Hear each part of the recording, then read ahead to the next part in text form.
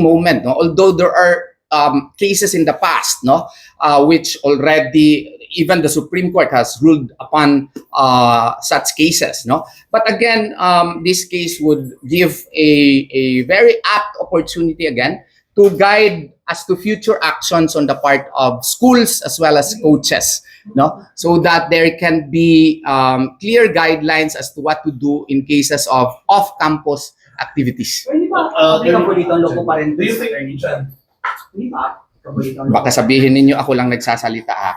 I will let my Assistant Dean of JMC Law School, who is our civil law expert, answer that question.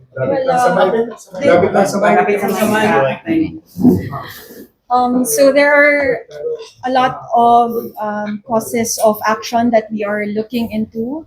I think has also been widely and publicly discussed, causes of action like quasi-delict. We're also looking at criminal negligence, contractual breach as well. Those were discussed. I think the topic about loco parentis, the school and administrator as well as the teacher's special parental authority over its students, whether it is in campus or off campus activities, for as long as they are school sanctioned or it was authorized by the school. Of course, if there is any death, for example, in this particular case, the school or the institution might also have some liability. I would also like to add that I am sure the public also knows that the Commission on Higher Education also have an existing memorandum or regulation that should have been complied, by the institution, by the coach, the coaching team,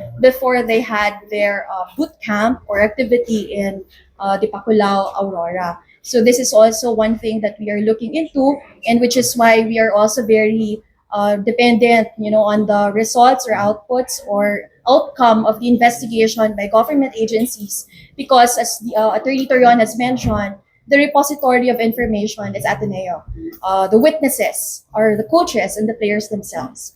The documents that would show the who authorized the activity, who allowed the students to be off campus. I mean, all this information are within the control and possession of Ateneo. And we can only establish that either when they proactively become transparent, when they volunteer the information, or if they cannot, then when they are legally compelled to do so. And that is the role now of our government agencies through the investigations that they are now conducting. And we're, thankful also for the PNP, NBI also there, the sports stakeholders panel also very proactive, and we thank them as well. And we just hope not just, full cooperation from the institution, but as well as, proactive transparency, as what we have repeatedly mentioned. Before that, Assistant Dean Resi Rizada Nolasco was talking about CHED memorandum. That she is actually referring to CHED Memorandum Circular 63 series of 2017, which governs all off-campus activities of all higher education institutions in the Philippines, including Ateneo, regardless of its autonomous status. There must be a prior written approval from authorized school officials. Second, there must be a designated supervisor with specific safety responsibilities. There must be a medical officer or first aid personnel. There must be a detailed risk management plan. There must be an informed parental consent. Coordination with the local government unit at the destination. And there must be adequate emergency action protocols.